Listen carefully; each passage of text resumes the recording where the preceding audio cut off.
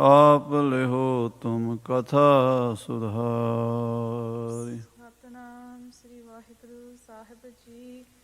ਬੇਦੀ ਤੇਹਣ ਪੱਲੇ ਬੰਸ, ਸੋਢੀ ਇਕੱਠੇ ਭੇ ਜਨ ਹੰਸ।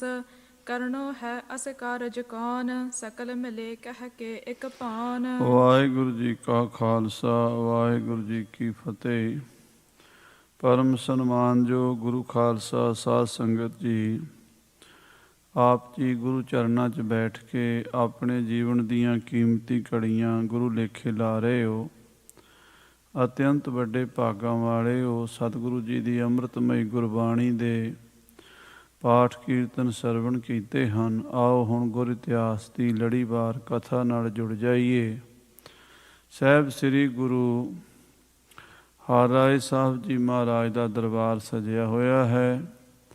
ਬੇਦੀ ਤ੍ਰੇਹਣ ਭੱਲੇ ਸੋਢੀ ਸਾਹਿਬਜ਼ਾਦੇ, ਗੁਰੂ ਘਰ ਦੇ ਮੁਖੀ ਮਸੰਦ, ਨਾਮ ਰਸੀਏ ਗੁਰਸਿੱਖ, ਅਨੰਤ ਪ੍ਰਕਾਰ ਦੀਆਂ ਸੰਗਤਾਂ ਬੈਠੀਆਂ ਹਨ। ਵਿਚਾਰ ਇਸ ਵਿਸ਼ੇ 'ਤੇ ਚੱਲ ਰਹੀ ਹੈ ਕਿ ਔਰੰਗਜ਼ੇਬ ਬਾਦਸ਼ਾਹ ਦੀ ਕਚਹਿਰੀ ਵਿੱਚ ਜਾਣ ਦਾ ਜੋ ਸੱਦਾ ਆਇਆ ਹੈ, ਹੁਣ ਉੱਥੇ ਕੌਣ ਜਾਵੇਗਾ? ਕਿਉਂਕਿ ਜਿਹੜਾ ਵੀ ਉੱਥੇ ਜਾਵੇ ਉਹ ਪੂਰਨ ਪੁਰਸ਼ ਹੋਣਾ ਚਾਹੀਦਾ ਹੈ, ਸਰਬ ਸ਼ਕਤੀ ਵਾਲਾ ਹੋਣਾ ਚਾਹੀਦਾ ਹੈ, ਔਰ ਗੁਰੂ ਘਰ ਦੀ ਮਾਨ ਮਰਜ਼ਾਦਾ ਨੂੰ ਵੀ ਜਾਣਨ ਵਾਲਾ ਹੋਣਾ ਚਾਹੀਦਾ ਹੈ। ਸੋ ਸਾਰਿਆਂ ਨੇ ਗੱਲ ਸੁਣ ਕੇ ਆਖਿਆ, ਸੱਚੇ ਪਾਤਸ਼ਾਹ, ਆਪ ਜੀ ਦਾ ਹੁਕਮ ਸਿਰ ਮੱਥੇ 'ਤੇ ਹੈ, ਜਿੱਥੇ ਵੀ ਭੇਜੋ ਜਾਣ ਨੂੰ ਤਿਆਰ ਹਾਂ। ਪਰ ਔਰੰਗਜ਼ੇਬ ਦੀ ਕਚਹਿਰੀ ਵਿੱਚ ਜਾ ਕੇ ਗੁਰੂ ਘਰ ਦਾ ਪੱਖ ਪੇਸ਼ ਕਰਨ ਦੀ ਸਮਰੱਥਾ ਸਾਡੇ ਵਿੱਚ ਨਜ਼ਰ ਨਹੀਂ ਆਉਂਦੀ। ਇਸ ਕਰਕੇ ਆਪ ਜੀ ਹੀ ਇਸ ਕਾਰਜ ਲਈ ਦਿੱਲੀ ਜਾਓ। ਆਪ ਜੀ ਇਸ ਮੋਰਚੇ ਨੂੰ ਫਤਿਹ ਕਰ ਸਕਦੇ ਹੋ। ਔਰੰਗਜ਼ੇਬ ਬੜਾ ਬਾਦੀ, ਝਗੜਾਲੂ, ਈਰਖਾਲੂ ਹੈ, ਹਰ ਇੱਕ ਬੰਦੇ ਦੇ ਵੱਸ ਆਉਣ ਵਾਲਾ ਨਹੀਂ। ਪਰ ਤੁਹਾਡੇ ਤੋਂ ਉਹ ਕਿਸੇ ਤਰ੍ਹਾਂ ਵੀ ਬਾਹਰ ਜਾ ਨਹੀਂ ਸਕਦਾ। ਤੁਹਾਡੀ ਸਮਰੱਥਾ ਬਹੁਤ ਵੱਡੀ ਹੈ। ਸਤਿਗੁਰੂ ਜੀ ਨੇ ਕਿਹਾ, ਇਸ ਵਚਨ ਤਾਂ ਠੀਕ ਹੈ ਕਿ ਸਾਨੂੰ ਜਾਣਾ ਚਾਹੀਦਾ ਹੈ, ਪਰ ਅਸੀਂ ਇਹ ਪਰਨ ਕੀਤਾ ਹੈ ਵੀ ਮਲੇਸ਼ ਦੇ ਦਰਸ਼ਨ ਨਹੀਂ ਕਰਨੇ, ਨਾ ਉਹਦੇ ਮੱਥੇ ਲੱਗਣਾ ਹੈ, ਨਾ ਉਹਦਾ ਮੂੰਹ ਵੇਖਣਾ ਹੈ। ਜਿਸ ਨੇ ਪਾਪ ਕੀਤੇ ਨੇ, ਅਧਰਮ ਕੀਤਾ ਹੈ, ਆਪਣੇ ਭਾਈ ਵੀ ਨਹੀਂ ਬਖਸ਼ੇ ਅਤੇ ਬੜੇ ਬੜੇ ਮਹਾਂਪੁਰਸ਼ਾਂ ਨੂੰ ਦੁੱਖ ਦਿੱਤੇ ਹਨ, ਧਰਮ ਸਥਾਨਾਂ ਦੀ ਬੇਅਦਬੀ ਕੀਤੀ ਹੈ, ਇਹੋ ਜਿਹੇ ਮੁਤੱਸਬੀ ਬੰਦੇ ਦੇ ਦਰਸ਼ਨ ਸਾਨੂੰ ਨਹੀਂ ਕਰਨੇ ਚਾਹੀਦੇ। ਇਸ ਕਰਕੇ ਅਸੀਂ ਪਰਨ ਕੀਤਾ ਹੋਇਆ, ਹਮ ਨ ਮਲੇਸ਼ ਕੋ ਦਰਸ਼ਨ ਦੇ ਹੈ। ਇਸ ਕਰਕੇ ਅਸੀਂ ਜੰਗ ਦੀ ਤਿਆਰੀ ਕਰਾਂਗੇ। ਜੇ ਲੋੜ ਪਏਗੀ, ਬਾਦਸ਼ਾਹ ਜ਼ਬਰਦਸਤੀ ਕਰੇਗਾ, ਧੱਕਾ ਕਰੇਗਾ, ਫਿਰ ਜੰਗ ਕਰਾਂਗੇ। ਜੇ ਲੋੜ ਪਈ ਫਿਰ ਮਾਲਵੇ ਦੇਸ਼ ਵੱਲ ਚਲੇ ਜਾਵਾਂਗੇ। ਸਿੱਖਾਂ ਨੇ ਇਹ ਬੇਨਤੀ ਕੀਤੀ, ਮਹਾਰਾਜ ਠੀਕ ਹੈ ਕਿ ਆਪ ਜੀ ਦਾ ਇਰਾਦਾ ਜੰਗ ਦਾ, ਅਸੀਂ ਵੀ ਤਿਆਰ ਹਾਂ, ਪਰ ਜਿੱਥੋਂ ਤੱਕ ਹੋ ਸਕੇ ਜੰਗ ਟਾਲਣਾ ਚਾਹੀਦਾ। ਨਾਲੇ 6ਵੇਂ ਪਾਤਸ਼ਾਹ ਦਾ ਆਪ ਜੀ ਨੂੰ ਬਚਨ ਵੀ ਹੈ ਵੀ ਦੁਸ਼ਮਣ ਚੜ੍ਹ ਕੇ ਆਵੇਗਾ, ਉਤਰ ਕੇ ਜਾਵੇਗਾ, ਕੋਈ ਗੁਰੂ ਘਰ ਦੇ ਨਾਲ ਪੂਰਾ ਪੈ ਨਹੀਂ ਸਕੇਗਾ। ਸੋ ਆਪ ਜੀ ਸਮਰੱਥ ਹੋ, ਸਤਿਗੁਰੂ ਜੀ ਕਿਰਪਾ ਬਖਸ਼ਿਸ਼ ਰਹਿਮਤ ਕਰੋ, ਕੋਈ ਵਿਚਕਾਰਲਾ ਰਸਤਾ ਲੱਭੀਏ। ਇਹ ਵਿਚਾਰ ਅਜੇ ਚੱਲ ਰਹੀ ਸੀ ਕਿ ਬਾਬਾ ਰਾਮ ਰਾਏ ਜੀ ਦਰਬਾਰ ਵਿੱਚ ਆ ਗਏ। ਉਹਨਾਂ ਨੇ ਸਾਰਿਆਂ ਵੱਲ ਹੈਰਾਨੀ ਨਾਲ ਵੇਖਿਆ ਅਤੇ ਪੁੱਛਿਆ ਵੀ ਕੀ ਕਾਰਨ ਹੈ? ਬੇਦੀ ਤ੍ਰੇਹਣ ਭੱਲੇ ਆਦਿਕ ਸਾਰੇ ਸਾਹਿਬਜ਼ਾਦੇ ਬੈਠੇ ਹੋ, ਕੀ ਵਿਚਾਰ ਚੱਲ ਰਹੀ ਹੈ? ਬਾਬਾ ਰਾਮ ਰਾਏ ਜੀ ਕਿਵੇਂ ਪੁੱਛਦੇ ਹਨ ਅਤੇ ਸਤਿਗੁਰੂ ਸੱਚੇ ਪਾਤਸ਼ਾਹ ਜੀ ਦੇ ਕੋਲ ਬੈਠੇ ਹੋਏ ਗੁਰਸਿੱਖ ਉਹਨਾਂ ਨੂੰ ਕਿਵੇਂ ਦੱਸਦੇ ਹਨ? ਇਹ ਕਥਾ ਪ੍ਰੇਮ ਨਾਲ ਸਰਵਣ ਕਰੀਏ। ਆਖੀਏ ਸਤਿਨਾਮ ਸ੍ਰੀ ਵਾਹਿਗੁਰੂ ਸਾਹਿਬ ਜੀ, ਸਤਿਨਾਮ ਸ੍ਰੀ ਵਾਹਿਗੁਰੂ ਸਾਹਿਬ ਜੀ। ਬੇਦੀ ਤੇਹਣ ਪੱਲੇ ਬੰਸ। ਬੇਦੀ ਤ੍ਰੇਹਣ ਭੱਲੇ ਜਿਹੜੇ ਗੁਰੂ ਬੰਸ ਦੇ ਸਾਹਿਬਜ਼ਾਦੇ ਹੋ। ਸੋਢੀ ਇਕੱਠੇ ਭੇ ਜਨ ਹੰਸ। ਸੋਢੀ ਆਦਿਕ ਸਾਰੇ ਇਦਾਂ ਬੈਠੇ ਜਿਵੇਂ ਹੰਸ ਇਕੱਠੇ ਹੁੰਦੇ ਹਨ। ਕਰਨੋ ਹੈ ਅਸ ਕਾਰਜ ਕੌਣ। ਅੱਜ ਇਹ ਹੰਸਾਂ ਦੀ ਡਾਰ ਕਿਸ ਵਿਸ਼ੇ ਤੇ ਵਿਚਾਰ ਕਰ ਰਹੀ ਹੈ? ਇਹੋ ਜਿਹਾ ਕਿਹੜਾ ਕੰਮ ਹੈ ਜਿਸ ਨੂੰ ਕਰਨ ਵਾਸਤੇ ਤੁਸੀਂ ਸਾਰੇ ਇਕੱਤਰ ਹੋਏ ਹੋ? ਸਕਲ ਮਿਲੇ ਕਹਿ ਕੇ ਇੱਕ ਭਾਨ। ਸਾਰੇ ਇੱਕ ਥਾਂ ਤੇ ਇਕੱਠੇ ਹੋ ਕੇ ਬੈਠੇ ਹੋ। ਤੁਹਾਡਾ ਇੱਥੇ ਇੰਨਿਆਂ ਲੋਕਾਂ ਦਾ ਇਕੱਠੇ ਹੋ ਕੇ ਬੈਠਣ ਦਾ ਕੀ ਪ੍ਰਯੋਜਨ ਹੈ? ਸਾਰਿਆਂ ਦਾ ਸਤਿਗੁਰੂ ਜੀ ਦੀ ਹਜ਼ੂਰੀ ਵਿੱਚ ਸੁਣ ਕੇ ਇੱਕ ਬੇਦੀ ਨੇ ਕਹਿਓ। ਤਾਂ ਇਹ ਬਚਨ ਬਾਬਾ ਰਾਮ ਰਾਏ ਜੀ ਤੋਂ ਸੁਣ ਕੇ ਇੱਕ ਬੇਦੀ ਸਾਹਿਬਜ਼ਾਦਾ ਬੋਲਿਆ। ਨੌਰੰਗ ਬਾਦੀ ਅਤ ਤਪ ਰਹਿਓ। ਇਹ ਬਾਬਾ ਰਾਮ ਰਾਏ ਜੀ, ਔਰੰਗਜ਼ੇਬ ਜੋ ਬਾਦੀ ਹੈ, ਝਗੜਾਲੂ ਹੈ, ਇਸ ਵੇਲੇ ਉਹਦਾ ਤਪ ਤੇਜ ਬੜਾ ਜ਼ਿਆਦਾ ਸਾਰੇ ਪਾਸੇ ਪਸਰਿਆ ਹੋਇਆ ਹੈ। ਕਰਾਮਾਤ ਹੇਰਣ ਕੇ ਕਾਰਨ। ਔਰੰਗਜ਼ੇਬ ਸੰਤਾਂ ਮਹਾਂਪੁਰਸ਼ਾਂ ਨੂੰ ਪਰੇਸ਼ਾਨ ਕਰ ਰਿਹਾ ਹੈ ਕਰਾਮਾਤ ਵੇਖਣ ਵਾਸਤੇ। ਪਰ ਦਿੱਲੀ ਮਹਿ ਕਰਹਿ ਕਾਰਨ। ਔਰ ਉਹ ਦਿੱਲੀ 'ਚ ਸਾਨੂੰ ਬੁਲਾਉਣਾ ਚਾਹੁੰਦਾ ਹੈ। ਗੁਰੂ ਸਾਹਿਬ ਜੀ ਨੂੰ ਉਸਨੇ ਸੱਦਾ ਭੇਜਿਆ ਹੈ। ਇਸ ਕਰਕੇ ਅਸੀਂ ਸਾਰੇ ਬੈਠੇ ਵਿਚਾਰ ਕਰ ਰਹੇ ਹਾਂ ਬਈ ਸਾਨੂੰ ਦਿੱਲੀ ਜਾਣਾ ਚਾਹੀਦਾ ਜਾਂ ਨਹੀਂ ਜਾਣਾ ਚਾਹੀਦਾ। ਜੇ ਜਾਣਾ ਚਾਹੀਦਾ ਤਾਂ ਕਿਸ ਨੂੰ ਭੇਜਿਆ ਜਾਵੇ, ਕੌਣ ਜਾਵੇ? ਦਰੋਹੀ ਸਭ ਹਿੰਦੂਆਂ ਕੇ ਜੋਏ। ਕਿਉਂਕਿ ਜਿੰਨੇ ਵੀ ਹਿੰਦੂਆਂ ਦੇ ਵੈਰੀ ਹਨ, ਹਿੰਦੂਆਂ ਦੇ ਦੁਸ਼ਮਣ ਹਨ, ਆਪਣੋ ਦੀਨ ਵਧਾਵਹਿ ਸੋਏ। ਉਹ ਸਭ ਦਿੱਲੀ 'ਚ ਇਕੱਠੇ ਹੋ ਗਏ ਨੇ ਔਰੰਗਜ਼ੇਬ ਦੀ ਕਚਹਿਰੀ ਵਿੱਚ। ਉਹ ਆਪਣਾ ਦੀਨ ਇਸਲਾਮ ਵਧਾਉਣਾ ਚਾਹੁੰਦੇ ਨੇ ਤੇ ਹਿੰਦੂ ਧਰਮ ਨੂੰ ਖਤਮ ਕਰਨਾ ਚਾਹੁੰਦੇ ਨੇ। ਕਰਹਿ ਸਭਨ ਸੋ ਤਰਕ ਕਨੇਰੇ। ਔਰ ਬੜੀਆਂ ਤਰਕਾਂ ਬਿਤਰਕਾਂ ਸ਼ੰਕੇ ਖੜੇ ਕਰ ਰਹੇ ਨੇ। ਉਹ ਸਾਰੇ ਧਰਮਾਂ ਦੀ, ਜਿੰਨੇ ਵੀ ਮਹਾਂਪੁਰਸ਼ਾਂ ਦੀਆਂ ਸੰਪਰਦਾਵਾਂ ਹਨ, ਸਾਰਿਆਂ ਦੀ ਖਿੱਲੀ ਉਡਾਉਂਦੇ ਨੇ, ਮਜ਼ਾਕ ਉਡਾਉਂਦੇ ਨੇ। ਸਾਧ ਸੰਗਤ ਜੀ, ਜਿਹੜਾ ਕਿਸੇ ਵੀ ਸੰਪਰਦਾ ਦਾ, ਕਿਸੇ ਵੀ ਧਰਮ ਦਾ ਮਜ਼ਾਕ ਉਡਾਉਂਦਾ ਹੈ, ਸਮਝੋ ਬੰਦਾ ਨਾਸਤਕ ਹੁੰਦਾ ਹੈ। ਗੁਰੂ ਸਾਹਿਬ ਜੀ ਨੇ ਗੁਰਬਾਣੀ 'ਚ ਕਿਸੇ ਧਰਮ ਦੀ ਨਿੰਦਾ ਨਹੀਂ ਕੀਤੀ, ਸਿਰਫ ਪਖੰਡ ਦੀ ਨਿੰਦਾ ਕੀਤੀ ਹੈ।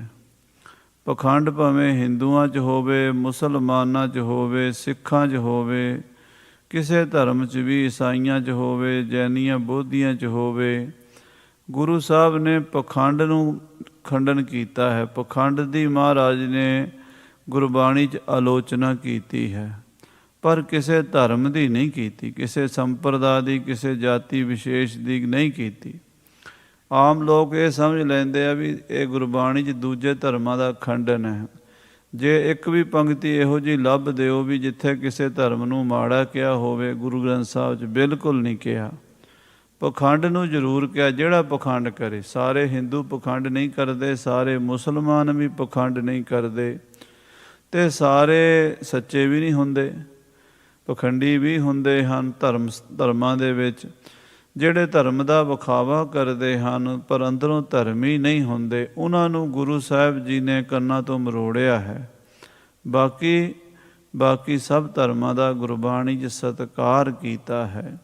ਬਾਣੀ 'ਚ ਬਚਨ ਆਉਂਦਾ, ਦੇਵਤਿਆਂ ਦਰਸ਼ਨ ਕੈ ਤਾਈ ਦੁਖ ਭੂਖ ਤੀਰਥ ਕੀਏ, ਜੋਗੀ ਜਤੀ ਜੁਗਤ ਮੈਂ ਰਹਤੇ ਕਰ ਕਰ ਭਗਵੇਂ ਭੇਸ ਭਏ, ਤਉ ਕਾਰਨ ਸਾਹਿਬਾ ਰੰਗ ਰਤੇ। ਹੇ ਮੇਰੇ ਵਾਹਿਗੁਰੂ, ਸਾਰਾ ਕੁਝ ਤੇਰੇ ਵਾਸਤੇ ਹੋਇਆ।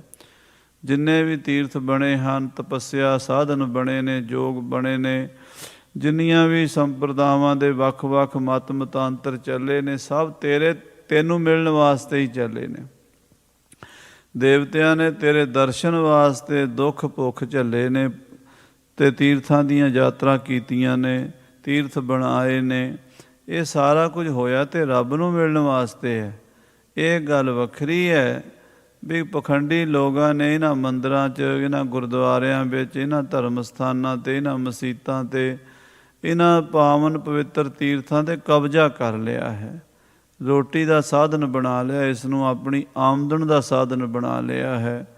ਭਗਤੀ ਦਾ ਕੰਮ ਪਿੱਛੇ ਰਹਿ ਜਾਂਦਾ ਹੈ ਅਤੇ ਪਖੰਡ ਅੱਗੇ ਆ ਜਾਂਦਾ ਹੈ। ਗੁਰੂ ਨਾਨਕ ਸਾਹਿਬ ਜੀ ਨੇ ਆਪਣੀ ਬਾਣੀ ਵਿੱਚ ਉਹਨਾਂ ਪਖੰਡੀਆਂ ਦਾ ਖੰਡਨ ਕੀਤਾ ਹੈ। ਸੋ ਮੁਸਲਮਾਨਾਂ ਦਾ ਜਿਹੜਾ ਇਸ ਵੇਲੇ ਬਾਦਸ਼ਾਹ ਬਣਿਆ ਔਰੰਗਜ਼ੇਬ, ਜੇ ਤੇ ਉਹ ਪਖੰਡ ਦਾ ਖੰਡਨ ਕਰੇ ਤਾਂ ਬੜੀ ਚੰਗੀ ਗੱਲ ਹੈ, ਪਰ ਉਹ ਤਾਂ ਦੂਜੇ ਧਰਮਾਂ ਨੂੰ ਵੇਖਣਾ ਹੀ ਨਹੀਂ ਚਾਹੁੰਦਾ। ਉਹ ਕਹਿੰਦਾ ਕੋਈ ਧਰਮ ਰਹਿਣ ਹੀ ਨਹੀਂ ਦੇਣਾ।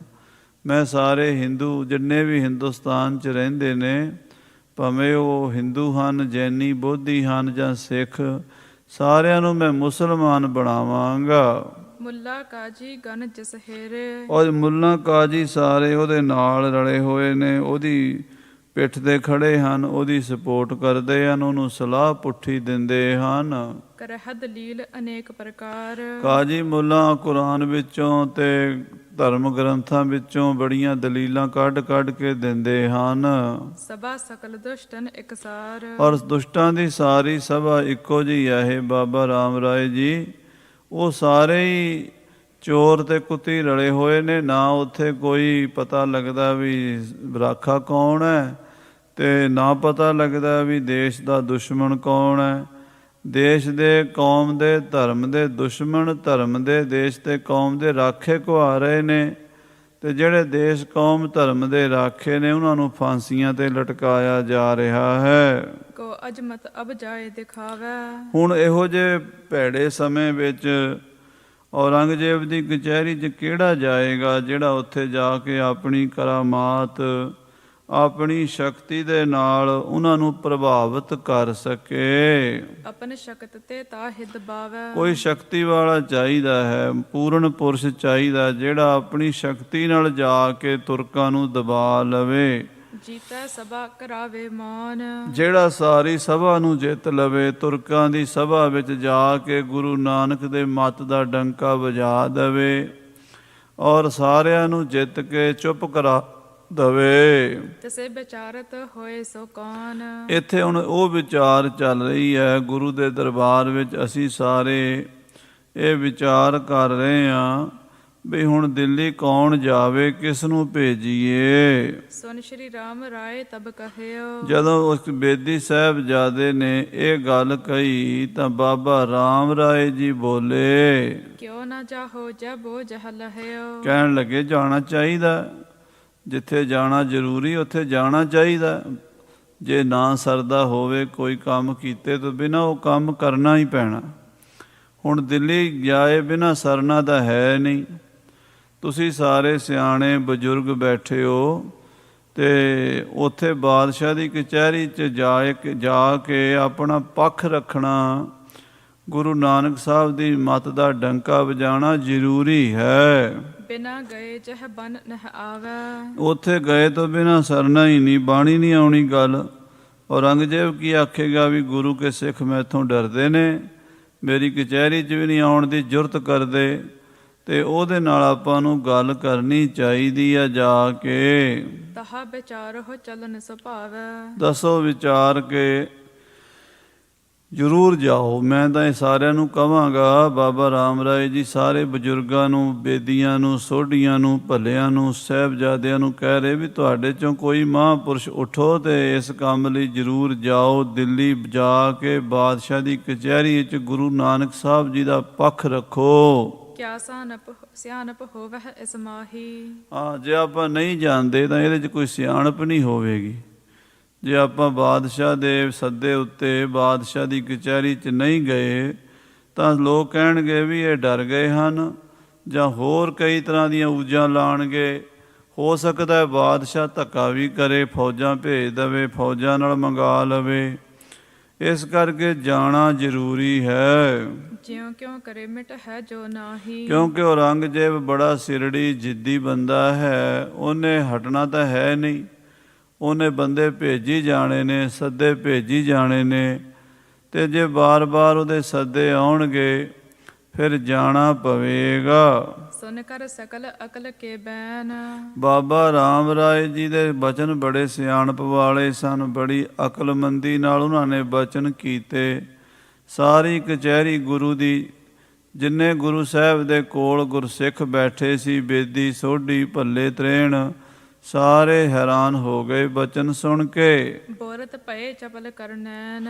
ਤੇ ਸਾਰੇ ਮਹਾਂਪੁਰਸ਼ਾਂ ਨੇ ਬੜੀ ਹੈਰਾਨੀ ਨਾਲ, ਛੋਟੀ ਜਿਹੀ ਉਮਰ ਬਾਬਾ ਰਾਮ ਰਾਏ ਜੀ ਦੀ, 14-15 ਸਾਲ ਦੇ, ਤੇ ਮਾੜੀ ਮਾੜੀ ਅਜੇ ਮੁੱਛ ਵੀ ਨਹੀਂ ਸੀ ਫੁੱਟੀ, ਦਾੜਾ ਵੀ ਨਹੀਂ ਸੀ ਆਇਆ, ਬਿਲਕੁਲ ਕੁਮਾਰ ਅਵਸਥਾ ਸੀਗੀ, ਤੇ ਸੁੰਦਰ ਬੜੇ ਸਨ। ਬਾਬਾ ਰਾਮ ਰਾਏ ਜੀ ਦੀ ਫੋਟੋ ਦਾਸ ਨੇ ਦਰਸ਼ਨ ਕੀਤੇ ਇੱਕ ਦੋ ਜਗ੍ਹਾ, ਤੇ ਉਸ ਜ਼ਮਾਨੇ ਦੀ ਬਣੀ ਹੋਈ। ਜਿਵੇਂ ਮਹਾਰਾਜ 7ਵੇਂ ਪਾਤਸ਼ਾਹ ਸਾਹਿਬ ਸ੍ਰੀ ਗੁਰੂ ਹਰਿਰਾਏ ਸਾਹਿਬ ਜੀ ਦਾ ਸਰੂਪ ਸੁੰਦਰ ਸੀ, ਇਸੇ ਤਰ੍ਹਾਂ ਉਹਨਾਂ ਦੇ ਸਾਹਿਬਜ਼ਾਦੇ ਬਾਬਾ ਰਾਮ ਰਾਏ ਜੀ ਵੀ ਬੜੇ ਸੁੰਦਰ ਸਰੂਪ ਸਨ, ਤੇ ਬੜੇ ਹੋਣਹਾਰ। ਉਹਨਾਂ ਦੇ ਬਚਨ ਸੁਣ ਕੇ ਇਸ ਪ੍ਰਕਾਰ ਜੋ ਤੀਰਤ ਮਾਰੋ। ਸਾਰਿਆਂ ਨੇ ਆਖਿਆ, ਬਾਬਾ ਜੀ ਜੇ ਤੁਹਾਡੇ 'ਚ ਇੰਨਾ ਹੌਸਲਾ ਹੈ, ਇੰਨੀ ਧੀਰਜ ਨਾਲ ਤੁਸੀਂ ਗੱਲ ਕਰਦੇ ਹੋ, ਕਿਉਂ ਨਹਿ ਨੌ ਰੰਗ ਨਿਕਟ ਸਿਧਾਰੋ। ਤੁਸੀਂ ਕਿਉਂ ਨਹੀਂ ਚਲੇ ਜਾਂਦੇ ਹੋ ਔਰੰਗਜ਼ੇਬ ਦੇ ਕੋਲ? ਜੇ ਆਪ ਜੀ ਇੰਨਾ ਵਿਸ਼ਵਾਸ ਰੱਖ ਰਹੇ ਹੋ, ਇੰਨੇ ਭਰੋਸੇ ਨਾਲ ਕਹਿ ਰਹੇ ਹੋ ਵੀ ਜਾਣਾ ਚਾਹੀਦਾ ਹੈ, ਤੇ ਫਿਰ ਤੁਹਾਨੂੰ ਹੀ ਭੇਜ ਦਈਏ, ਤੁਸੀਂ ਦਿੱਲੀ ਬਾਦਸ਼ਾਹ ਦੀ ਕਚਹਿਰੀ ਵਿੱਚ ਚਲੇ ਜਾਓ। ਦਮਨਹੁ ਦੁਸ਼ਟ ਦਰਪ ਕਉ ਜਾਏ। ਉੱਥੇ ਜਾ ਕੇ ਦੁਸ਼ਟਾਂ ਦਾ ਹੰਕਾਰ ਤੋੜੋ। ਜਿਹੜੇ ਹੰਕਾਰੀ ਆਪਣਾ ਪ੍ਰਤਾਪ ਦਿਖਾ ਕੇ ਹਿੰਦੂਆਂ ਨੂੰ, ਗਰੀਬਾਂ ਨੂੰ, ਮਜਲੂਮਾਂ ਨੂੰ, ਸੰਤਾਂ ਮਹਾਂਪੁਰਸ਼ਾਂ ਨੂੰ ਤੰਗ ਕਰਦੇ ਨੇ, ਉਹਨਾਂ ਹੰਕਾਰੀਆਂ ਦੀ ਕਚਹਿਰੀ ਵਿੱਚ ਗੁਰੂ ਨਾਨਕ ਦਾ ਡੰਕਾ ਵਜਾ ਦਿਓ ਤੁਸੀਂ ਜਾ ਕੇ, ਬਾਬਾ ਜੀ ਸਭ ਕੇ ਤੁਮ ਹੀ ਬਨਹੁ ਸਹਾਏ। ਬਾਬਾ ਰਾਮ ਰਾਏ ਜੀ ਤੁਸੀਂ ਹੀ ਸਾਡੀ ਸਾਰਿਆਂ ਦੀ ਇੱਜ਼ਤ ਰੱਖ ਲਓ, ਸਾਰਿਆਂ ਦੀ ਸਹਾਇਤਾ ਕਰੋ। ਤੁਸੀਂ ਵੱਡੇ ਸਤਿਗੁਰਾਂ ਦੇ ਸਾਹਿਬਜ਼ਾਦੇ ਹੋ, ਤੇ ਜੇ ਤੁਹਾਨੂੰ ਇੰਨਾ ਭਰੋਸਾ ਹੈ ਵੀ ਉੱਥੇ ਜਾਣਾ ਚਾਹੀਦਾ ਹੈ, ਤੇ ਫਿਰ ਤੁਸੀਂ ਚਲੇ ਜਾਓ। ਅਪਰ ਵਿਚਾਰਨ ਕਿਉ ਅਬ ਕਰੈ। ਹੋਰ ਵਿਚਾਰ ਕਰਨ ਦੀ ਲੋੜ ਹੀ ਨਹੀਂ, ਸੋਚਣ ਦੀ ਲੋੜ ਹੀ ਨਹੀਂ।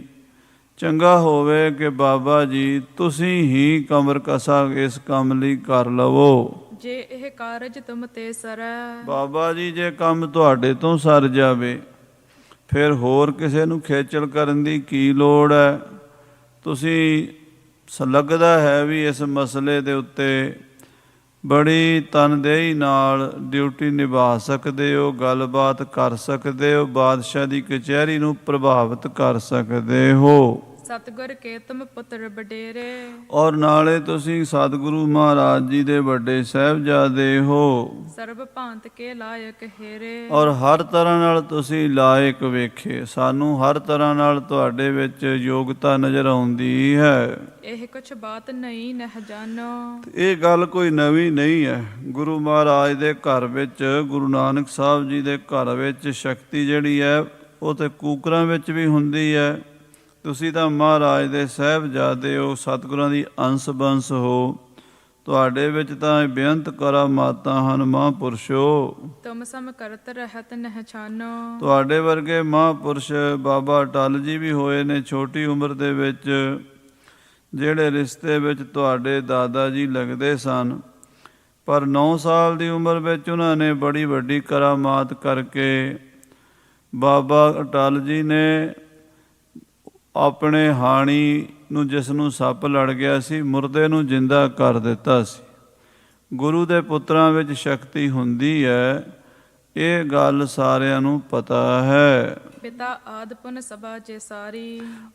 ਸਾਰੀ ਸਭਾ ਵੀ, ਸਾਰੀ ਸੰਗਤ ਵੀ ਤੁਹਾਡੇ ਵੱਲ ਵੇਖ ਰਹੀ ਹੈ, ਤੇ ਤੁਹਾਡੇ ਪਿਤਾ ਸਤਿਗੁਰੂ ਮਹਾਰਾਜ 7ਵੇਂ ਪਾਤਸ਼ਾਹ ਵੀ ਹੁਣ ਤੁਹਾਡੇ ਵੱਲ ਹੀ ਵੇਖ ਰਹੇ ਹਨ। ਮਰਜੀ ਮਿਲੀ ਸੋ ਏਕ ਵਿਚਾਰੀ। ਤੁਹਾਡੇ ਵੱਲ ਸਾਰਿਆਂ ਦੀ ਅੱਖ ਹੈ। ਇਹ ਜਦੋਂ ਬਾਬਾ ਰਾਮ ਰਾਏ ਜੀ ਨੇ ਵੇਖਿਆ ਵੀ ਸਾਰਿਆਂ ਦੀ ਮਰਜ਼ੀ ਮੈਨੂੰ ਭੇਜਣ ਦੀ ਹੈ, ਪਿਤਾ ਜੀ ਵੀ ਮੈਨੂੰ ਭੇਜ ਕੇ ਰਾਜੀ ਹਨ, ਤੇ ਬਾਕੀ ਵੀ ਸਾਰੇ ਸਿੱਖ ਕਹਿ ਰਹੇ ਹਨ ਜਾਣ ਵਾਸਤੇ। ਮੁਝੋ ਕੋ ਹੀ ਚਾਹਤ ਹੈ ਭੇਜਾ।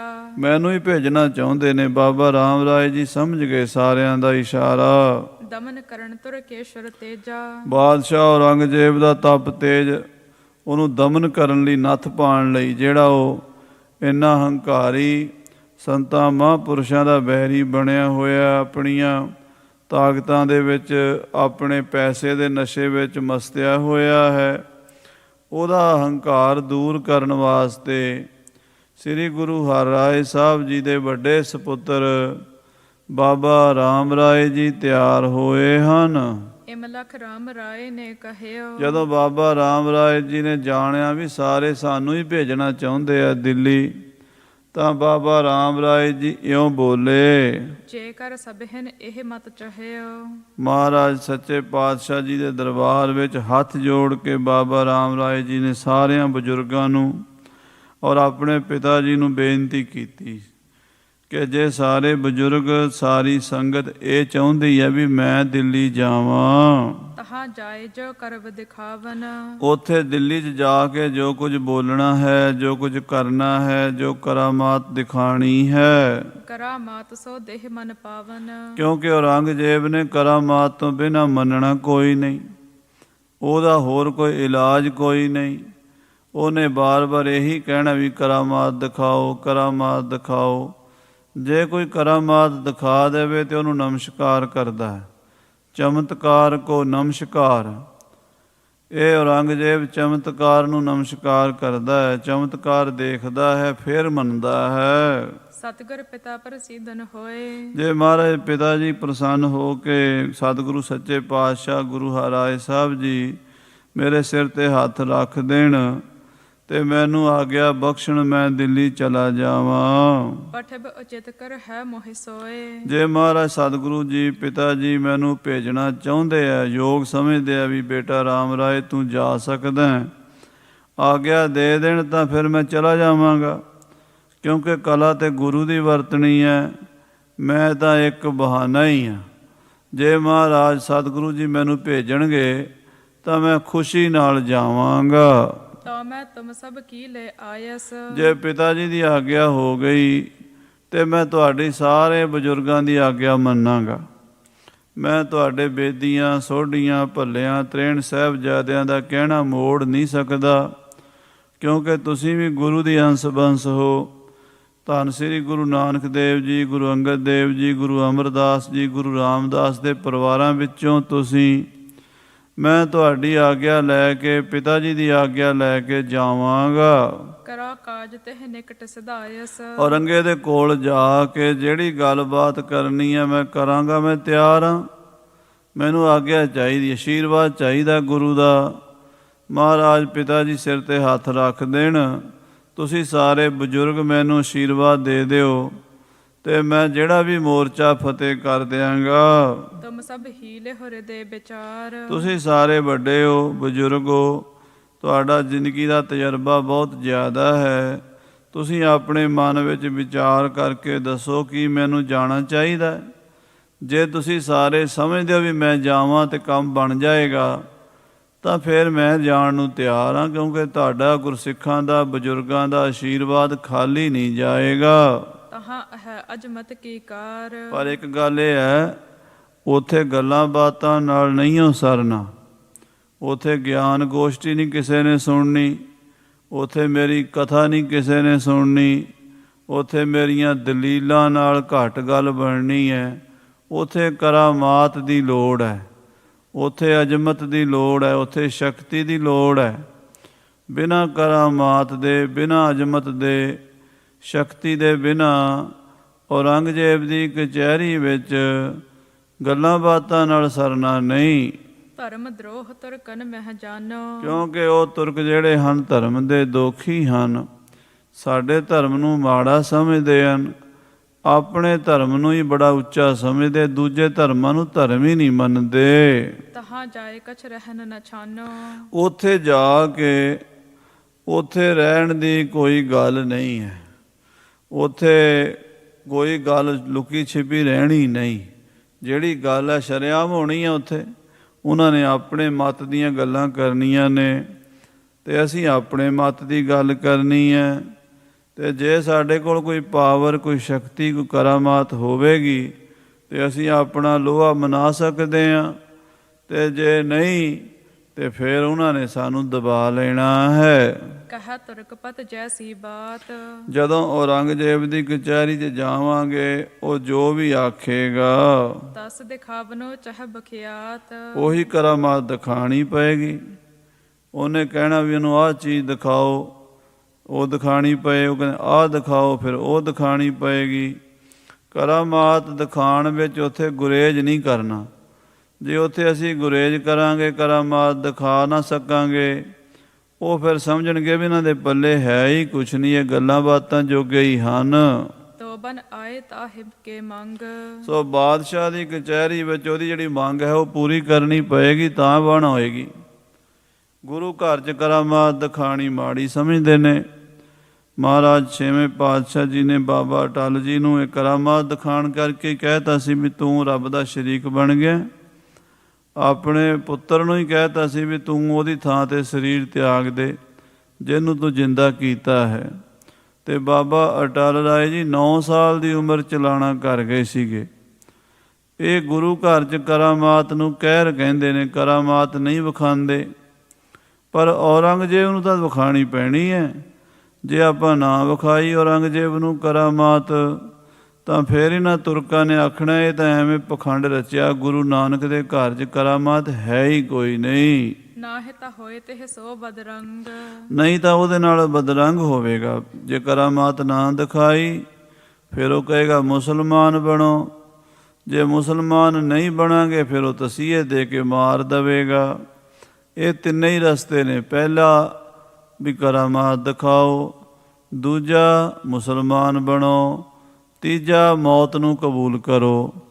ਇਹ ਦੇਖ ਲਓ ਤੁਸੀਂ ਬਜ਼ੁਰਗ ਸਾਰੇ ਵੀ ਮੈਂ ਕਿਹੜਾ ਰਸਤਾ ਅਖਤਿਆਰ ਕਰਾਂ। ਕੀ ਮੈਂ ਕਰਾਮਾਤ ਦਿਖਾਵਾਂ ਜਾਂ ਫਿਰ ਆਪਣੀ ਜਾਨ 'ਤੇ ਖੇਡਾਂ, ਕਿਉਂਕਿ ਮੁਸਲਮਾਨ ਤਾਂ ਮੈਂ ਬਣਨਾ ਨਹੀਂ, ਗੁਰੂ ਦਾ ਸਿੱਖ ਹਾਂ, ਗੁਰੂ ਦਾ ਪੁੱਤਰ ਹਾਂ। ਹੁਣ ਦੱਸੋ ਉੱਥੇ ਜਾ ਕੇ ਕਰਾਮਾਤ ਦਿਖਾਣੀ ਪੈਣੀ ਹੈ। ਸੁਣ ਸ਼੍ਰੀ ਰਾਮ ਰਾਏ ਜੋ ਕਹਿਓ। ਬਾਬਾ ਰਾਮ ਰਾਏ ਜੀ ਨੇ ਜੋ ਬਚਨ ਕਹੇ ਉਸ ਵੇਲੇ ਸਾਰੇ ਬਜ਼ੁਰਗਾਂ ਨੇ ਤੇ ਸਤਿਗੁਰੂ 7ਵੇਂ ਪਾਤਸ਼ਾਹ ਜੀ ਨੇ ਸੁਣੇ। ਸਭਨ ਸਰਾਹਿਓ ਲਾਇਕ ਲਹਿਓ। ਸਾਰਿਆਂ ਨੇ ਆਖਿਆ ਬੱਚਾ ਬੜਾ ਸਿਆਣਾ ਹੈ, ਉਮਰ ਤਾਂ ਛੋਟੀ ਹੈ ਪਰ ਇਹਦੀਆਂ ਗੱਲਾਂ, ਇਹਦੀ ਬੁੱਧੀ ਬੜੀ ਵਿਸ਼ਾਲ ਹੈ। ਬਾ ਕਮਾਲ ਬਚਨ ਕਹਿ ਰਿਹਾ ਹੈ ਬੱਚਾ, ਛੋਟਾ ਜਿਹਾ ਬੱਚਾ। ਬਾਬਾ ਰਾਮ ਰਾਏ ਜੀ ਉਦੋਂ ਕੋਈ 12-13 ਸਾਲਾਂ ਦੇ, ਇੰਨੀ ਕੁ ਉਮਰ ਦੇ ਹੀ ਸਨ, ਬਹੁਤੀ ਵੱਡੀ ਉਮਰ ਨਹੀਂ ਸੀ। ਛੋਟੀ ਉਮਰ ਦੇ ਵਿੱਚ ਐਡਾ ਵੱਡਾ ਦਿਮਾਗ, ਐਡੀ ਸਿਆਣੀ ਗੱਲ, ਜ਼ਿੰਮੇਵਾਰੀ, ਇੰਨੀ ਜੁਰਤ ਕਰ ਰਹੇ ਨੇ ਬਾਦਸ਼ਾਹ ਦੀ ਕਚਹਿਰੀ 'ਚ ਜਾਣ ਦੀ। ਅਚਿਤ ਵਾਰਤਾ ਕਹੀ ਬਣਾਏ। ਔਰ ਇਹ ਸਾਰਿਆਂ ਨੇ ਆਖਿਆ, ਸਾਰੇ ਬਜ਼ੁਰਗ ਬੇਦੀ ਭੱਲੇ ਤਰੇਣ ਸਾਰੇ ਕਹਿਣ ਲੱਗੇ ਵੀ ਬੱਚਾ ਛੋਟਾ ਹੈ ਪਰ ਗੱਲ ਸਿਆਣੀ ਕੀਤੀ ਹੈ, ਵੱਡਿਆਂ ਨਾਲੋਂ ਵੀ ਸਿਆਣੀ ਕੀਤੀ ਹੈ। ਅਜਮਤ ਬਿਨਾ ਜਾਏ ਕਿਸ ਭਾਏ। ਬਿਨਾਂ ਕਰਾਮਾਤ ਦੇ ਉੱਥੇ ਜਾਣਾ ਮੁਸ਼ਕਲ ਹੈ। ਹੋਰ ਗੱਲਾਂ ਬਾਤਾਂ ਵਾਲੇ ਗਿਆਨੀ ਕਥਾਵਾਚਕ ਤੇ ਬੜੇ ਨੇ, ਪਰ ਔਰੰਗਜ਼ੇਬ ਦੀ ਤਸੱਲੀ ਗੱਲਾਂ ਬਾਤਾਂ ਨਾਲ ਨਹੀਂ ਹੋਣੀ, ਲੈਕਚਰਾਂ ਨਾਲ ਨਹੀਂ ਹੋਣੀ। ਸਾਧ ਸੰਗਤ ਜੀ, ਗੁਰੂ ਨਾਨਕ ਸਾਹਿਬ ਜੀ ਨੇ ਕਰਾਮਾਤ ਨੂੰ ਕਹਿਰ ਮੰਨਿਆ ਹੈ, ਪਰ ਉਹਦਾ ਕਾਰਨ ਇਹ ਹੈ ਵੀ ਜਿਹੜੇ ਰੱਬ ਦੇ ਸ਼ਰੀਕ ਬਣ ਕੇ ਆਪਣੇ ਆਪ ਰੱਬ ਬਣ ਕੇ ਕਰਾਮਾਤਾਂ ਦਿਖਾਉਣ ਲੱਗ ਪਏ, ਆਪਣੀ ਪੂਜਾ ਕਰਾਉਣ ਲੱਗ ਪਏ, ਆਪਣੇ ਮਜ਼ਹਬ ਨੂੰ, ਆਪਣੀ ਫਿਰਕੇ ਨੂੰ, ਆਪਣੀ ਸੰਪਰਦਾ ਨੂੰ ਵਧਾਉਣ ਲੱਗ ਪਏ, ਉਹਦੇ ਵਾਸਤੇ ਕਰਾਮਾਤ ਦੀ ਵਰਤੋਂ ਕੀਤੀ। ਪਰਮਾਤਮਾ ਤੱਕ ਨਹੀਂ ਜਾ ਸਕਦੇ, ਪਰਮਾਤਮਾ ਦਾ ਗਿਆਨ ਨਹੀਂ ਹੋ ਸਕਦਾ। ਉਹਨਾਂ ਹੰਕਾਰੀ ਬੰਦਿਆਂ ਨੂੰ ਕਰਾਮਾਤ ਜਿਹੜੀ ਜਨਮ ਮਰਨ ਦੇ ਚੱਕਰ 'ਚ ਪਾ ਦਿੰਦੀ ਹੈ। ਇਸ ਕਰਕੇ ਕਹਿ ਰਿਹਾ, ਪਰ ਜੇ ਕਿਤੇ ਨਾਸਤਿਕ ਬੰਦੇ ਨੂੰ ਦਿਖਾਣੀ ਪੈ ਜੇ, ਉਹਦੀ ਸ਼ਰਧਾ ਬੰਨ੍ਹਣ ਵਾਸਤੇ, ਉਹਦਾ ਵਿਸ਼ਵਾਸ ਬੰਨ੍ਹਣ ਵਾਸਤੇ ਫਿਰ ਦਿਖਾਣੀ ਪੈਂਦੀ ਹੈ। ਜਿਵੇਂ ਗੁਰੂ ਨਾਨਕ ਦੇਵ ਜੀ ਮੱਕੇ ਗਏ ਸੀ, ਮੱਕਾ ਚਰਨਾਂ ਨਾਲ ਘੁਮਾ ਦਿੱਤਾ ਸੀ। ਭਾਈ ਗੁਰਦਾਸ ਜੀ ਨੇ ਆਪਣੀ ਬਾਣੀ 'ਚ ਲਿਖਿਆ, ਫਿਰਿਆ ਮੱਕਾ ਕਲਾ ਦਿਖਾਰੀ, ਕਿ ਮਹਾਰਾਜ ਦੇ ਚਰਨਾਂ ਨਾਲ ਮੱਕਾ ਫਿਰ ਗਿਆ, ਉੱਥੇ ਮਹਾਰਾਜ ਨੇ ਕਲਾ ਦਿਖਾਈ ਹੈ। ਇਸੇ ਤਰ੍ਹਾਂ ਬਲੀ ਕੰਧਾਰੀ ਦਾ ਪੰਜਾ ਲਾ ਕੇ ਪੱਥਰ ਪਹਾੜ ਰੋਕਿਆ ਸੀ, ਚਸ਼ਮਾ ਚਲਾਇਆ ਸੀ, ਉੱਥੇ ਆਪਣੀ ਕਰਾਮਾਤ ਦਿਖਾਈ ਹੈ। ਰੀਠੇ ਮਿੱਠੇ ਕੀਤੇ ਹਨ ਉਹ ਸਾਧ ਸੰਗਤ ਜੀ, ਉੱਥੇ ਵੀ ਸਿੱਧਾਂ ਨੂੰ ਆਪਣੀ ਕਲਾ ਦਿਖਾਈ ਹੈ। ਉਹ ਤਾਂ ਦਿਖਾਈ ਹੈ ਵੀ ਇਹਨਾਂ ਦਾ ਵਿਸ਼ਵਾਸ ਬਣ ਜਾਵੇ ਵੀ ਗੁਰੂ ਪਰਮੇਸ਼ਰ ਦੇ ਘਰ ਸਾਰਾ ਕੁਝ ਹੈ। ਔਰੰਗਜ਼ੇਬ ਦੀ ਕਚਹਿਰੀ 'ਚ ਵੀ ਹੁਣ ਦਿਖਾਣੀ ਪੈਣੀ ਹੈ, ਇਸ ਤੋਂ ਬਿਨਾਂ ਸਰਨਾ ਨਹੀਂ। ਸਾਧ ਸੰਗਤ ਜੀ, ਕਈ ਚੀਜ਼ਾਂ ਐਸੀਆਂ ਹੁੰਦੀਆਂ ਨੇ ਜਿਹੜੀਆਂ ਜਾਇਜ਼ ਤਾਂ ਨਹੀਂ ਹੁੰਦੀਆਂ ਪਰ ਵਰਤਣੀਆਂ ਪੈਂਦੀਆਂ ਨੇ। ਕਿਸੇ ਬੰਦੇ ਨੂੰ ਮਾਰ ਦੇਣਾ, ਕਿਸੇ ਦਾ ਖੂਨ ਕਰ ਦੇਣਾ, ਕਿਸੇ ਦੀ ਹੱਤਿਆ ਕਰ ਦੇਣੀ ਚੰਗਾ ਕੰਮ ਨਹੀਂ ਹੈ। ਕਿਸੇ ਨੂੰ ਮਾਰਨਾ ਚੰਗਾ ਕੰਮ ਨਹੀਂ ਹੈ। ਪਰ ਗੁਰੂ ਸਾਹਿਬਾਨ ਨੂੰ ਜੰਗ ਦੇ ਵਿੱਚ ਵੈਰੀਆਂ ਨੂੰ ਮਾਰਨਾ ਪਿਆ ਹੈ, ਜਿਹੜੇ ਚੜ੍ਹ ਕੇ ਆਏ ਹਨ, ਜਿਨ੍ਹਾਂ ਨੇ ਦੂਜਿਆਂ ਦੇ ਘਰ ਉਜਾੜਨੇ ਸੀ, ਧੀਆਂ ਭੈਣਾਂ ਦੀ ਇੱਜ਼ਤ ਲੁੱਟਣੀ ਸੀ, ਲੋਕਾਂ ਦੇ ਘਰ ਸਾੜਨੇ ਸੀਗੇ, ਲੋਕਾਂ ਦੇ ਬੱਚੇ ਮਾਰਨੇ ਸੀਗੇ। ਉਹਨਾਂ ਜ਼ਾਲਮਾਂ ਨੂੰ ਸੌਦਾ ਲਾਣਾ ਪਿਆ ਤਲਵਾਰ ਦੇ ਨਾਲ। ਇੱਥੇ ਗੁਰੂ ਸਾਹਿਬ ਜੀ ਦੀ ਤਲਵਾਰ ਜਾਇਜ਼ ਹੈ। ਇਸੇ ਤਰ੍ਹਾਂ ਕਰਾਮਾਤ ਦੀ ਜਿਹੜੀ ਤੋਪ ਚਲਾਣੀ ਪੈਣੀ ਹੈ, ਬਾਬਾ ਰਾਮ ਰਾਏ ਜੀ ਕਹਿੰਦੇ ਇਹਦੇ ਤੇ ਕੋਈ ਇਤਰਾਜ਼ ਨਾ ਕਰਿਆ ਜੇ। ਦੋਹਰਾ ਸੁਨਤ ਪ੍ਰਸਿੱਧੇ ਪਿਤਾ ਗੁਰੂ ਹਰਿ ਰਾਏ ਸਾਹਿਬ ਜੀ ਮਹਾਰਾਜ ਆਪਣੇ ਪੁੱਤਰ ਦੀਆਂ ਗੱਲਾਂ ਸੁਣ ਕੇ ਬੜੇ ਪ੍ਰਸੰਨ ਹੋਏ। ਅਰ ਕਾਰਜ ਕੋ ਕਾਲ, ਤੇ ਕੰਮ ਵੀ ਮੌਕੇ ਦੇ ਉੱਤੇ ਸਿਰ ਦੇ ਉੱਤੇ ਆ ਬਣਿਆ ਹੈ। ਜ਼ਰੂਰੀ ਹੈ, ਦਿੱਲੀ ਜਾਣਾ ਪੈਣਾ ਹੈ। ਬਾਦਸ਼ਾਹ ਦੀ ਕਚਹਿਰੀ ਵਿੱਚ ਜਾ ਕੇ ਗੁਰੂ ਨਾਨਕ ਦੇ ਘਰ ਦੀ ਗੱਲ ਕਰਨੀ ਪੈਣੀ ਹੈ। ਕਹਿਓ ਲੇਹੁ ਅਜਮਤ ਮਹਾ, ਮਹਾਰਾਜ ਕਹਿਣ ਲੱਗੇ ਪੁੱਤਰ ਜਿੰਨੀਆਂ ਮਰਜ਼ੀ ਕਰਾਮਾਤਾਂ ਗੁਰੂ ਘਰ ਦੇ ਖਜ਼ਾਨੇ ਚੋਂ ਲੈ ਜਾ, ਸਾਰੀਆਂ ਸ਼ਕਤੀਆਂ ਤੈਨੂੰ ਦਿਆਂਗੇ, ਤੈਨੂੰ ਅਸੀਂ ਆਪਣੀਆਂ ਪਾਵਰਾਂ ਦੇ ਕੇ ਭੇਜਾਂਗੇ। ਜੇ ਤੂੰ ਜਾਣਾ ਚਾਹੁੰਦਾ ਹੈ ਤਾਂ ਬਾਬੇ ਦੇ ਖਜ਼ਾਨੇ ਦੀਆਂ ਚਾਬੀਆਂ ਫੜਾ ਦਿਆਂਗੇ ਤੈਨੂੰ। ਜੋ ਨਾ ਸਕਹਿ ਕੋ ਟਾਲ, ਤਾਂ ਉਹ ਕਰਾਮਾਤਾਂ, ਉਹ ਪਾਵਰਾਂ, ਉਹ ਸ਼ਕਤੀਆਂ ਗੁਰੂ ਨਾਨਕ ਦੇ ਖਜ਼ਾਨੇ ਚੋਂ ਦੇ ਕੇ ਭੇਜਾਂਗੇ, ਜਿਨ੍ਹਾਂ ਨੂੰ ਕੋਈ ਕੱਟ ਨਹੀਂ ਸਕੇਗਾ, ਕੋਈ ਟਾਲ ਨਹੀਂ ਸਕੇਗਾ। ਨਾ ਕੋਈ ਮੌਲਵੀ, ਨਾ ਕੋਈ ਪੀਰ, ਨਾ ਕੋਈ ਜਾਦੂਗਰ, ਨਾ ਕੋਈ ਕਿਸੇ ਤਰ੍ਹਾਂ ਦਾ ਕੋਈ ਕਰਾਮਾਤੀ ਤੁਰਕ ਤੁਹਾਡੇ ਸਾਹਮਣੇ ਖੰਘ ਵੀ ਨਹੀਂ ਸਕੇਗਾ। ਚੌਪਈ ਤਵ ਰਸਨਾ ਪਰ ਕਰ ਹੈ ਬਾਸਾ। ਮਹਾਰਾਜ ਸਤਵੇਂ ਪਾਤਸ਼ਾਹ ਆਪਣੇ ਪੁੱਤਰ ਰਾਮ ਰਾਏ ਨੂੰ ਕਹਿੰਦੇ ਬੇਟਾ ਅਸੀਂ ਤੇਰੀ ਰਸਨਾ ਤੇ ਵਸਾਂਗੇ। ਜੋ ਤੂੰ ਬਚਨ ਕਹੇਗਾ ਉਹ ਬਚਨ ਪੂਰਾ ਹੋ ਜਾਏਗਾ। ਇਸ ਕਰਕੇ ਤੂੰ ਜਾ ਤੇ ਬਾਦਸ਼ਾਹ ਦੀ ਕਚਹਿਰੀ ਵਿੱਚ ਜਾ ਕੇ ਗੁਰੂ ਨਾਨਕ ਦੇ ਮੱਤ ਦਾ ਪ੍ਰਚਾਰ ਕਰ ਦੇ। ਜੋ ਤਿਸ ਤੇ ਹੋਏ ਬਾਕ ਪ੍ਰਕਾਸ਼ਾ, ਜੋ ਵੀ ਤੇਰੀ ਰਸਨਾ ਤੋਂ ਬਚਨ ਨਿਕਲੇਗਾ ਕਬਹੁ ਨਥਾ ਹੋਏ ਸੋ ਨਾਹੀ। ਉਹ ਬਚਨ ਕਦੀ ਖਾਲੀ ਨਹੀਂ ਜਾਏਗਾ, ਅਨੇਥਾ ਨਹੀਂ ਜਾਏਗਾ। ਉਹ ਬਚਨ ਜ਼ਰੂਰ ਪੂਰਾ ਹੋਵੇਗਾ। ਸਫਲ ਹੈ ਤਤ ਛਿਨ ਬਾਦ ਨ ਜਾਹੀ। ਉਹ ਬਚਨ ਪੂਰਾ ਹੋਵੇਗਾ, ਵਿਅਰਥ ਜਾਏਗਾ ਹੀ ਨਹੀਂ। ਕੋਈ ਦੁਨੀਆ ਦੀ ਤਾਕਤ ਨਹੀਂ ਤੁਹਾਡਾ ਬਚਨ ਖਾਲੀ ਕਰ ਦੇਵੇ, ਕਿਉਂਕਿ ਸਾਡਾ ਬਚਨ ਹੈ। ਤੁਹਾਡੀ ਰਸਨਾ ਤੇ ਅਸੀਂ ਬੋਲਾਂਗੇ, ਜੋ ਤੁਸੀਂ ਕਹੋਗੇ ਉਹ ਪੂਰਾ ਹੋ ਜਾਏਗਾ। ਅਥਿਰਾ ਹੋਏ ਥਿਰਾ ਜਸ ਕਹੈ। ਜਿਹੜੀ ਚੀਜ਼ ਨਹੀਂ ਟਿਕ ਸਕਦੀ ਤੁਹਾਡੇ ਕਹਿਣ ਨਾਲ ਟਿਕ ਜੇਗੀ। ਹਵਾ ਹਰ ਵੇਲੇ ਤੁਰਦੀ ਰਹਿੰਦੀ ਹੈ, ਪਰ ਜੇ ਤੁਸੀਂ ਕਹਿਤਾ ਵੀ ਹਵਾ ਰੁਕ ਜਾ ਤੇ ਹਵਾ ਉੱਥੇ ਹੀ ਰੁਕ ਜਾਏਗੀ। ਲਹੈ ਅਚਰਤਾ ਜੋ ਚਰ ਅਹੈ। ਤੇ ਜਿਹੜੀਆਂ ਚੀਜ਼ਾਂ ਨਹੀਂ ਰੁਕਦੀਆਂ, ਜਿਹੜੀਆਂ ਨਹੀਂ ਚੱਲਦੀਆਂ, ਉਹ ਤੁਹਾਡੇ ਕਹਿਣ ਤੇ ਚੱਲਣ ਲੱਗ ਪੈਣਗੀਆਂ। ਯਾਨੀ ਜਿਹੜੀਆਂ ਚੱਲਦੀਆਂ ਨੇ ਤੁਸੀਂ ਰੋਕ ਸਕਦੇ ਹੋ, ਜਿਹੜੀਆਂ ਰੁਕੀਆਂ ਹੋਈਆਂ ਨੇ ਤੁਸੀਂ ਚਲਾ ਸਕਦੇ ਹੋ ਬਚਨ ਦੇ ਨਾਲ। ਜੋ ਨਿਤ ਭਰਿਓ ਰਹਿ ਨਹਿਰਤਾ।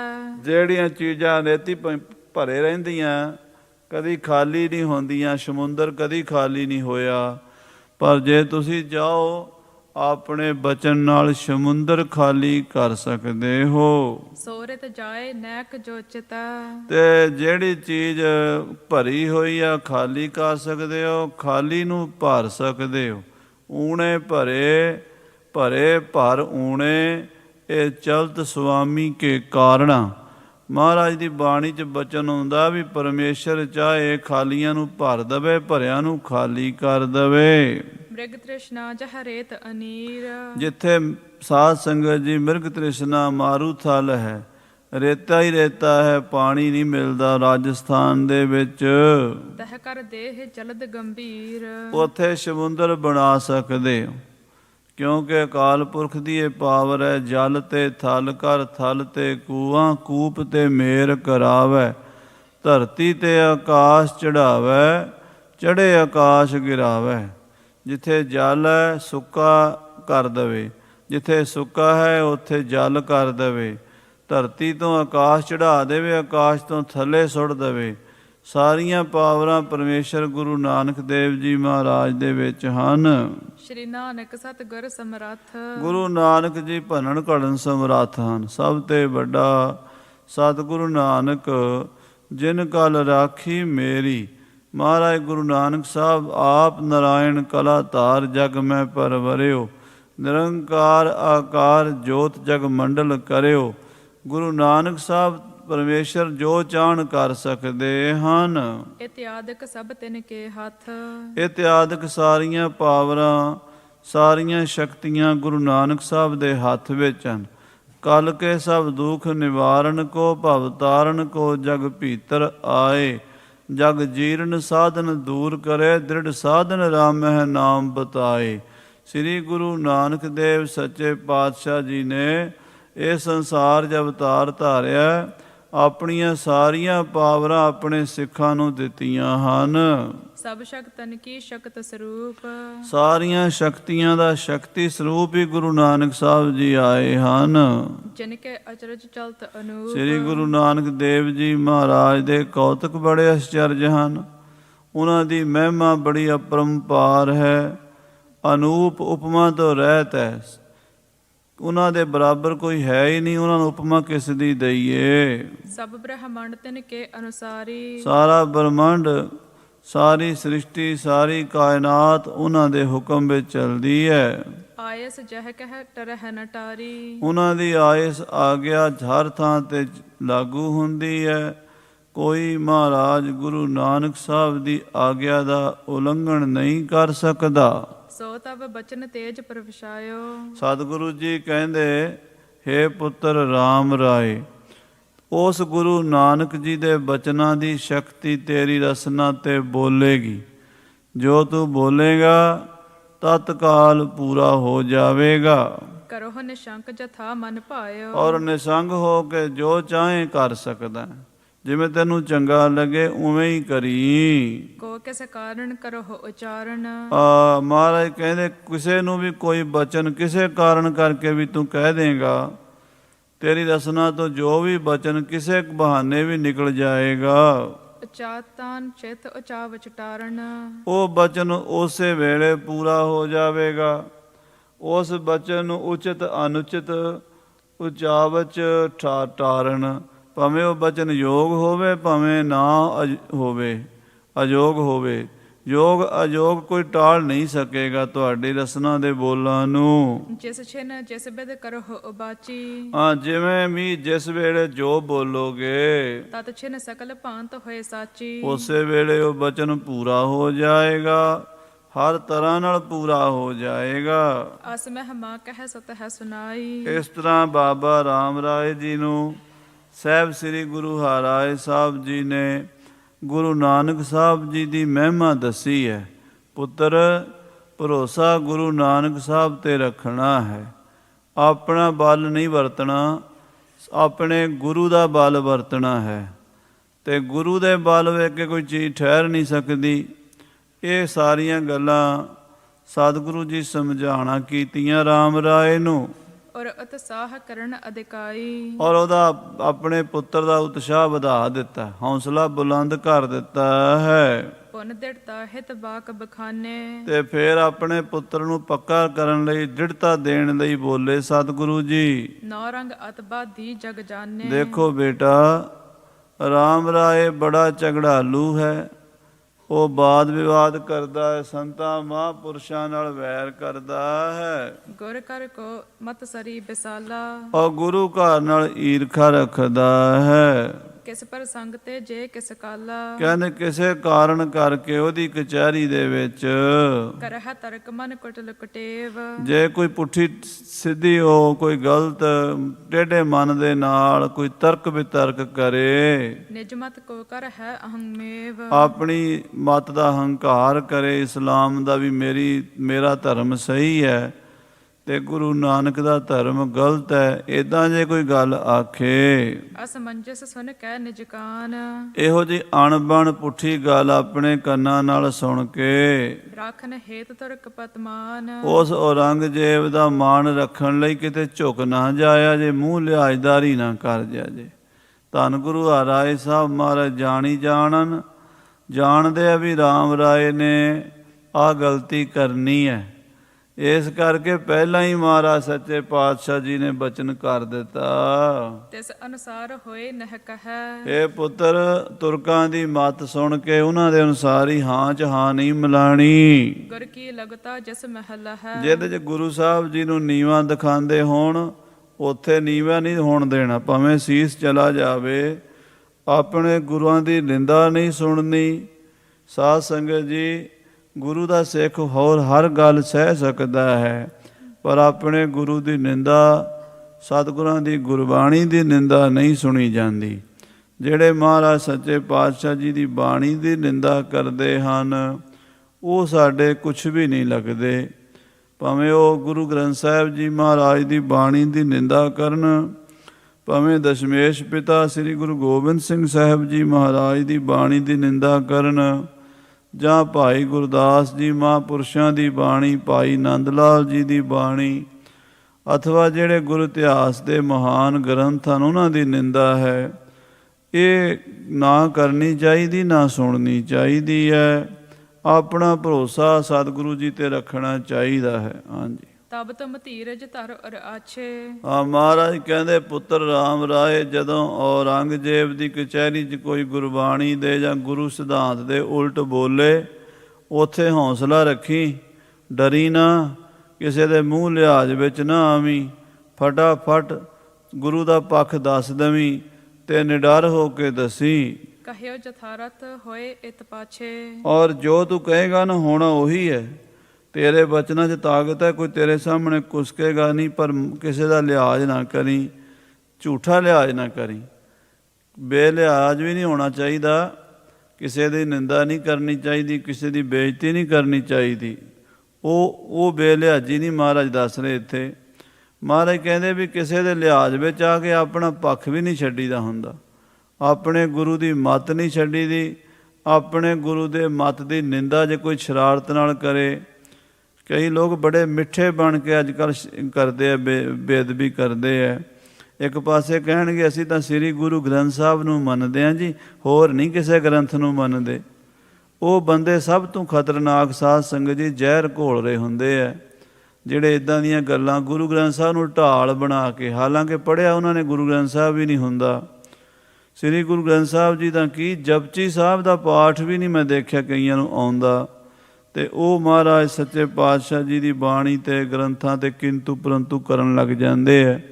ਇਹੋ ਜਿਹੇ ਚਾਲਬਾਜ਼ ਲੋਕਾਂ ਤੋਂ ਸਾਵਧਾਨ ਰਹਿ ਕੇ ਆਪਣਾ ਨਿਸ਼ਚਾ ਗੁਰਬਾਣੀ ਤੇ ਰੱਖੇ। ਮਹਾਰਾਜ ਗੁਰੂ ਸਾਹਿਬ ਸਤਵੇਂ ਪਾਤਸ਼ਾਹ ਜੀ ਬਾਬੇ ਰਾਮ ਰਾਏ ਨੂੰ ਸਾਰੀਆਂ ਗੱਲਾਂ ਸਮਝਾਉਣਗੇ।